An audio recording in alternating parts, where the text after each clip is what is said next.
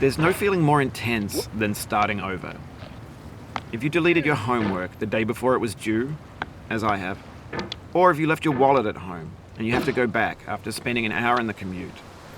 If you won some money at the casino and then put all your winnings on red but it came up black. If you got your best shirt dry cleaned before a wedding and then immediately dropped food on it. If you won an argument with a friend and then later discovered that they just returned to their original view. Starting over is harder than starting up. If you're not ready for that, like if you've already had a bad day, then what you're about to go through might be too much. Feel free to go away and come back. I'll be here. Alright, thanks for coming with me on this trip. I'll understand if you have to take a break at any point. Just find a safe place to stop and quit the game. And don't worry, I'll save your progress, always. Even your mistakes. This game is a homage to a free game that came out in 2002, titled Sexy Hiking.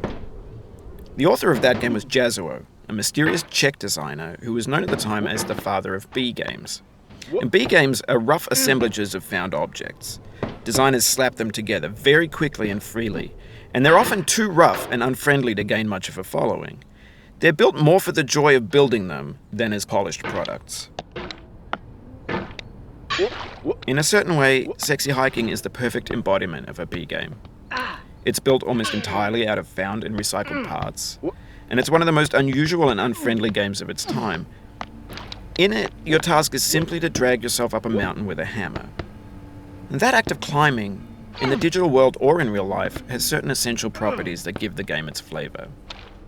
No amount of forward progress is guaranteed. Some cliffs are too sheer or too slippery, and the player is constantly, unremittingly in danger of falling and losing everything. Anyway, when you start Sexy Hiking, you're standing next to this dead tree that blocks the way to the entire rest of the game. It might take you an hour to get over that tree, and a lot of people never got past it. You prod and you poke at it, exploring the limits of your reach and your strength, trying to find a way up and over. And there's a sense of truth in that lack of compromise. Most obstacles in video game worlds are fake. You can be completely confident in your ability to get through them once you have the correct method or the correct equipment or just by spending enough time. In that sense, every pixelated obstacle in Sexy Hiking is real. The obstacles in Sexy Hiking are unyielding, and that makes the game uniquely frustrating. But I'm not sure Jazzuo intended to make a frustrating game. The frustration is just essential to the act of climbing, and it's authentic to the process of building a game about climbing. A funny thing happened to me as I was building this mountain. I'd have an idea for a new obstacle, and I'd build it, test it, and it would usually turn out to be unreasonably hard. But I couldn't bring myself to make it easier. It already felt like my inability to get past a new obstacle was my fault as a player rather than as a builder. Imaginary mountains build themselves from our efforts to climb them, and it's our repeated attempts to reach the summit that turns those mountains into something real. When you're building a video game world, you're building with ideas, and that can be like working with quickset cement. You mold your ideas into a certain shape that can be played with, and in the process of playing with them, they begin to harden and set until they're immutable, like rock.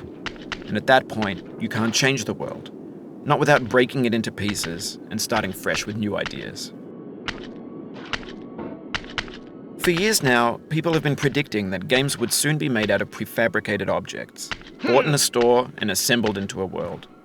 And for the most part, that hasn't happened, because the objects in the stores are trash. I don't mean they look bad or that they're badly made, although a lot of them are. I mean they're trash in the way that food becomes trash as soon as you put it in the sink. Things are made to be consumed and used in a certain context, and once the moment is gone, they transform into garbage. In the context of technology, those moments pass by in seconds. Over time, we've poured more and more refuse into this vast digital landfill that we call the internet.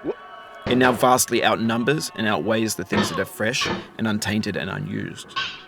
When everything around us is cultural trash, trash becomes the new medium, the lingua franca of the digital age. And you can build culture out of trash. But only trash culture. B games, B movies, B music, B philosophy. Maybe this is what digital culture is.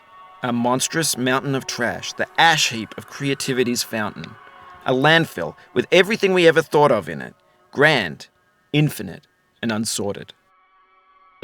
What? No. There's 3D models of breakfast, Gen X's fanfic novels,